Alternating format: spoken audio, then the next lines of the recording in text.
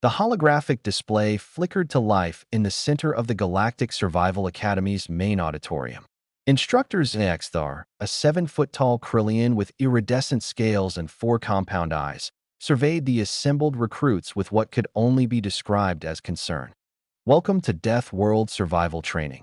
Xanaxthar's translator unit crackled. Statistical analysis indicates that 90% of participants perish within the first planetary rotation on Class 12 hostile environments. Santiago leaned back in his seat, exchanging a glance with Eliana sitting 2 rows ahead. She caught his eye and smirked, the corner of her mouth twitching with barely suppressed amusement. The Krillian continued, mandibles clicking with emphasis.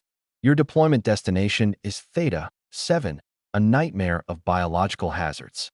Atmospheric toxins, predatory megafauna, parasitic flora, and temperature variations that would boil and freeze most species within standard time units."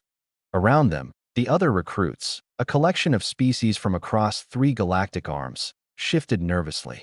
A Vexorian to Santiago's left had already begun secreting stress pheromones that smelled like burnt citrus.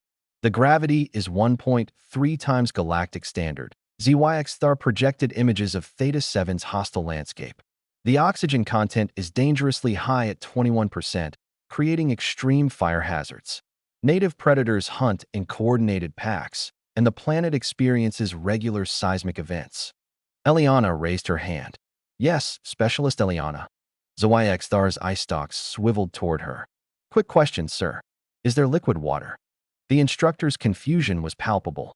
"Yes, covering approximately 70% of the surface." "Why does this matter when discussing survival protocols?" "Just checking." Eliana's smile widened. "And these predators, do they have, say, projectile weapons or advanced technology?" "Negative. Primitive biological weaponry only. Claws, fangs, venom. So, teeth and claws." "Got it." She nodded, settling back into her seat. Xanaxthar's translator emitted what might have been a sigh. "I understand that humans have a certain reputation. However, I must stress that overconfidence is the primary cause of first-night fatalities." Santiago couldn't help himself. "Sir, permission to speak?" "Granted. This planet you're describing, Theta 7, what's its designation in the Terran catalog?" The Krillian's scales rippled with irritation as he consulted his datapad. "According to my files, humans have no official designation for this world. It exists in an uncharted region beyond your species' exploration range. Can you give us the coordinates?" Xanaxthar rattled off a string of numbers. Santiago pulled out his personal device, running a quick conversion to Earth's astronomical reference system. His eyebrows shot up. "Eliana," he called out. "Those coordinates. Run them." She was already typing. When the result appeared, she started laughing. Actually laughing, in the middle of the deadly serious briefing. "What is so amusing, Specialist?" Xanaxthar demanded. Eliana stood, wiping tears from her eyes. "Sir, with all due respect, you're sending us to Earth." The auditorium fell silent. "Impossible," Xanaxthar insisted. "This is a Class 12 death world, one of the most inhospitable environments cataloged by the Galactic Federation." "Yeah," Santiago agreed, standing as well. "That's home." The Vexorian beside Santiago made a choking sound. "You're telling me you evolved on a world where 90% of trained operatives die in a single night?" "Well," Eliana tilted her head thoughtfully. "Our ancestors called it Tuesday." Xanaxthar's translator struggled to process her words. This cannot be accurate. Humans are classified as a category for species. Durable, yes, but this level of environmental hostility should have prevented the evolution of sentient life entirely." Santiago shrugged. "Guess evolution had different plans." "Look, instructor, I appreciate the concern, but my great-grandfather used to tell stories about surviving 3 days in the Amazon rainforest with nothing but a knife and attitude. And he was considered average." "The Amazon," a multi-limbed Fraxian recruit squeaked from the back. "River basin. Lots of trees, lots of things trying to eat you.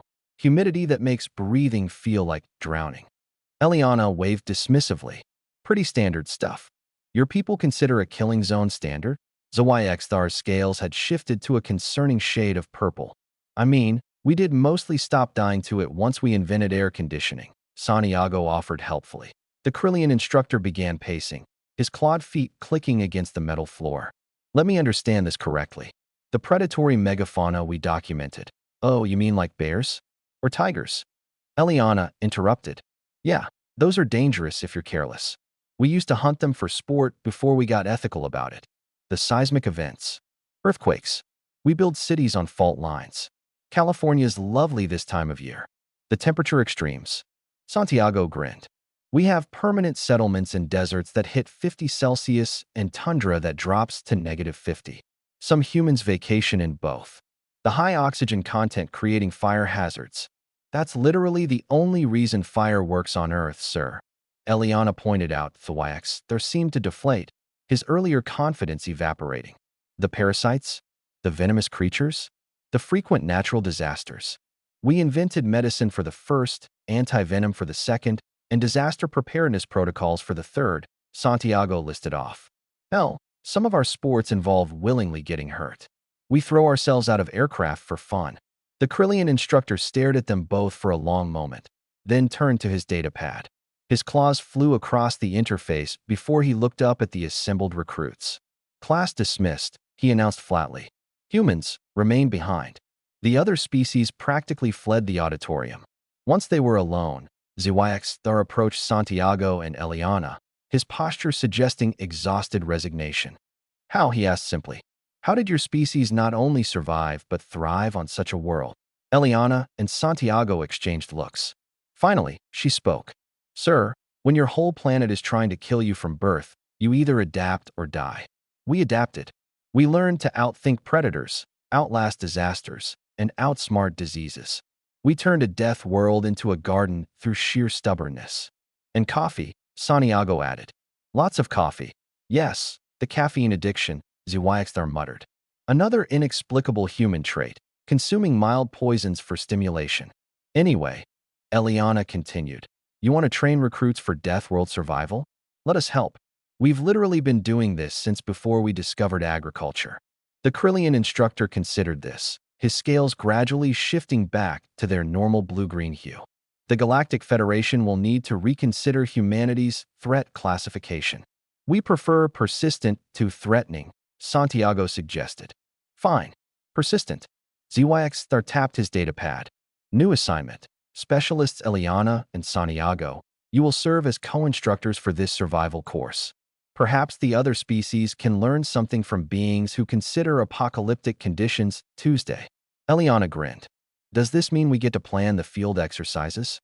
The Krillian scales rippled with something that might have been horror. Within reason. Define reason. Santiago pressed. No dropping recruits into active volcanic regions. Okay, but no encounters with Terran sharks. Fair enough, Eliana conceded. What about, and absolutely no Australian wildlife? Both humans nodded solemnly. That's probably for the best. They agreed in unison. As they filed out of the auditorium to begin planning their curriculum, Zwaxthar watched them go and quietly updated humanity's classification in the galactic database. Next to their entry, he added a single note, Death World Natives. Approach with caution and respect. Possibly insane. Behind him, the holographic display still showed images of Earth, beautiful, deadly, and impossibly alive. Somewhere on that spinning blue marble, billions of humans went about their day, completely unaware that the rest of the galaxy considered their home planet a nightmare. Zwaxthar decided that ignorance was probably what allowed them to sleep at night.